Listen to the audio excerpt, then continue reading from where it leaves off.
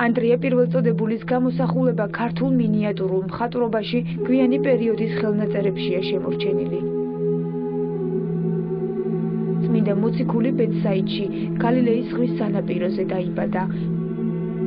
მან სიღრმიდანვე შეიყვარა უფალი. იოანეს სახარების თანახმად ანდრია მოციქული თავდაპირველად იოანე ნათლისმცემლის მოწაფე იყო, ხოლო როდესაც მან გაიცნო იესო ქრისტე, შემდეგ მას დაუმოწაფდა და სწორედ ანდრიას საშუალებით დაუმოწაფდა შემდეგ სიმეონიც მაცხოვარს.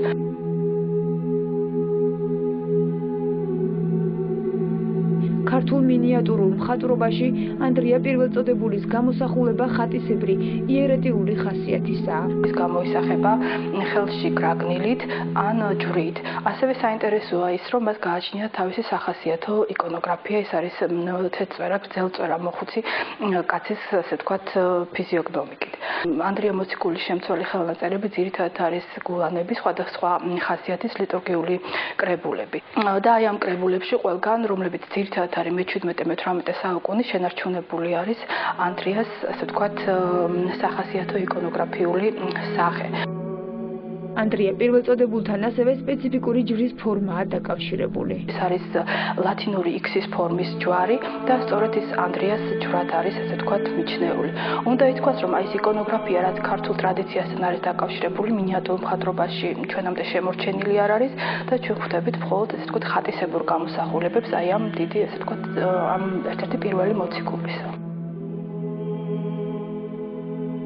წმინდა მოციქულის გამოსახულება თავდაპირველად სახარების დასურათებებში გვხვდება, სადაც იგი სხვა მოციქულებთან ერთად ჯგუფურ კომპოზიციებშია წარმოდგენილი. ეს ჩვენ გვხვდება როგორც ჯრუჭის ოთხთავში, ასევე გელათის ოთხთავში და მოქვის ოთხთავში. ეს დაახლოებით მე-12-13 საუკუნის ხელნაწერებია, ხოლო მისი ხატისებური გამოსახულება კი მე-17 საუკუნიდან ჩნდება ქართულ მინიატურულ მხატვრობაში. საინტერესოა წმინდა მოციქულის შემობრძანება საქართველოში.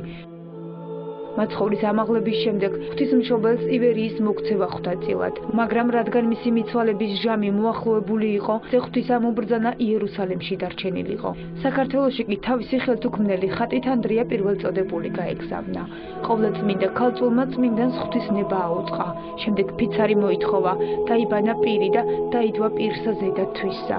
ფიცარზე ღვთისმშობელი ყრმა იესოთი გამოისახა, სიწმინდე ანდრიას გადასცა და აკურთხა.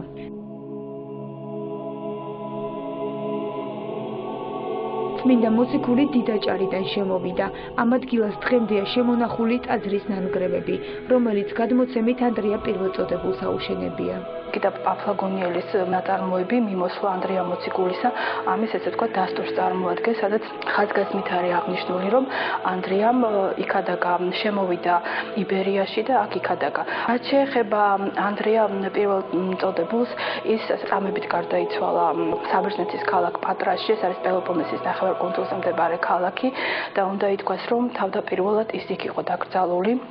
ხოლო შემდეგ 357 წელს კონსტანტინე დიდიშვილმა კონსტანტმა მოითხოვა, რომ მისი რელიკვიები გადაესვენებიათ კონსტანტინოპოლში და ამის შემდეგ, ასე ვთქვათ, მისმა რელიკვიებმა უკვე კონსტანტინოპოლში დაივანა და ამის შემდეგ უკვე შემდეგ საუკუნეებში გარკვეულწილად მისი რელიკვიები თელს, ასე ვთქვათ, მსოფლიოს სხვადასხვა საქრისტიანო, ასე ვთქვათ, ქვეყნებში გაიფანტა.